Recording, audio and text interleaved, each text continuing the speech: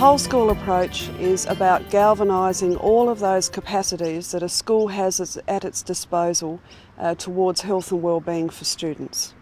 That means involving all of the stakeholders, using all of the ways that a school can operate, like structure and systems, as well as operating at a full range of different levels from the personal through to the professional to ensure health and wellbeing is available for everyone.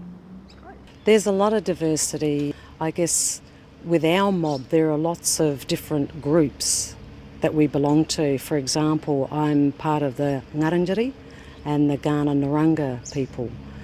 We have kids in these schools that come to Adelaide from all parts of South Australia. So it's not just specific to those two groups. The schools need to understand a lot more about where their children are coming from.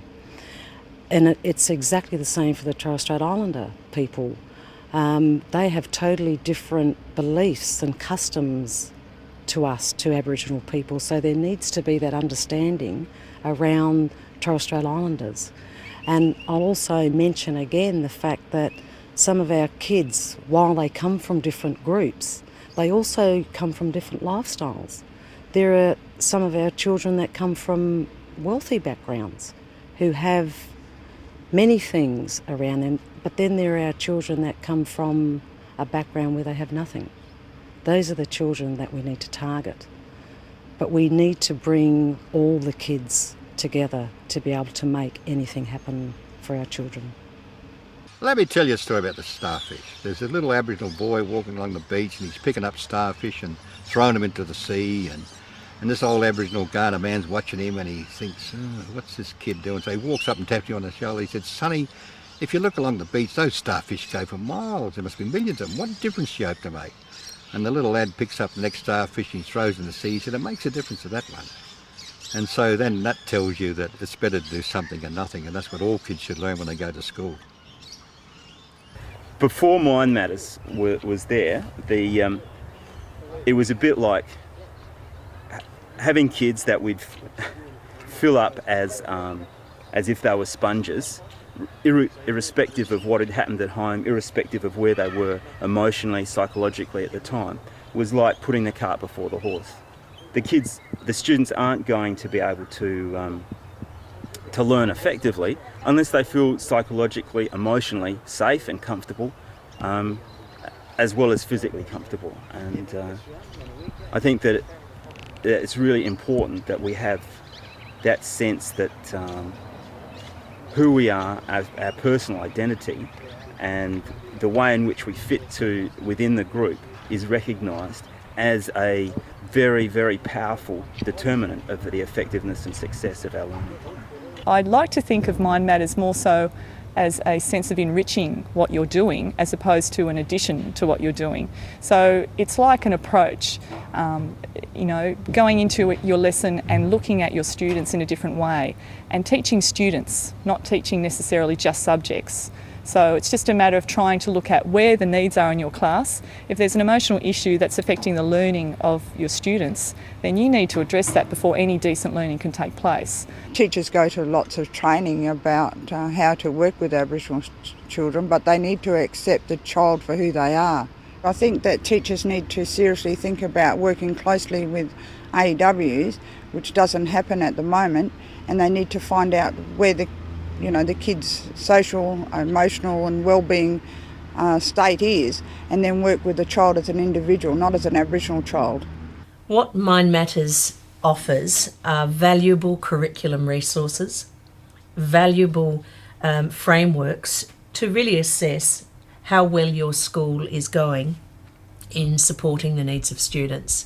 So there are fantastic checklists, and you do have to be brave because some of the things that you might find reveal gaps. But I guess that's a process of continually improving.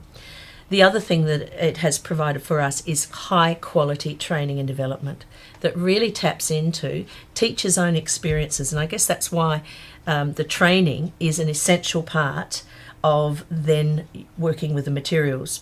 Mind Matters, in working with thousands of people from schools across Australia, has discovered that working with staff health and wellbeing can sometimes be an essential prerequisite to what's happening in the rest of the school community, or it's something that you can work on parallel perhaps with the work that you're doing with students and also with parents in the community.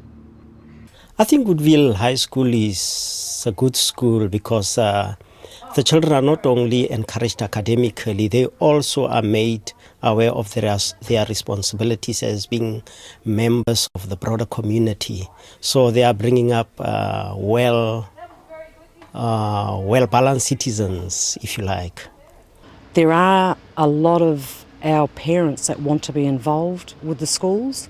To have the opportunity to come together and be trained in that through Mind Matters, to become part of Family Matters, I think is crucial for the Aboriginal population, the Aboriginal education system, to involve our people in some of the decision-making processes. For Aboriginal people, community participation is great if it's done in the right way. If we can have our say, because our people like right of say and people to listen to what we have to say, and if we do that fairly and openly, I think it can work rather well. But then our people know the conversational factors and they get, know what you're about before you get there. And a lot of people got to know that. And what they got to learn, the basic rule, is be honest when they're talking to Aboriginal people.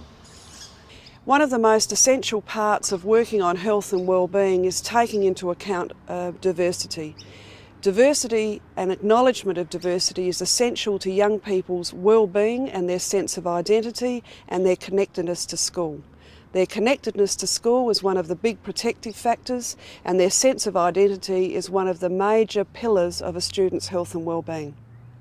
Yeah, I think it's important for Aboriginal young people to come to school with health and well-being well in place, and if they don't, it's going to inhibit learning, because they have to address their grieving problems because we've past history and that's a hidden agenda, and once people do that, I think they can find that learning can be much easier. And you have to need to know, and they should have books about Aboriginal culture in schools, because if you don't do that, you're really denying people's self-respect and dignity to say they're worth something and worth learning about. Some of the things that promote health and well-being amongst Aboriginal students is, particularly in schools, is developing partnerships between Aboriginal health workers and the Aboriginal education workers. The key to the success of an Aboriginal child in school is parent involvement, and unless parents are involved from the very early years and right across their child's learning in schools with their homework, supporting teachers, supporting the principals of the school, having a two-way communication flow, and all aspects from schooling should be positive rather than the negative aspects of schooling. Mind Matters is really working with the idea of diversity appearing in the three major spheres of the health promoting schools approach. That is, that not only are we working directly with it in terms of what we do in the classroom, but it's also having an ethos and an environment that's receptive for students in the community, and most importantly working in partnership with the community and with students to achieve health and well-being for everyone.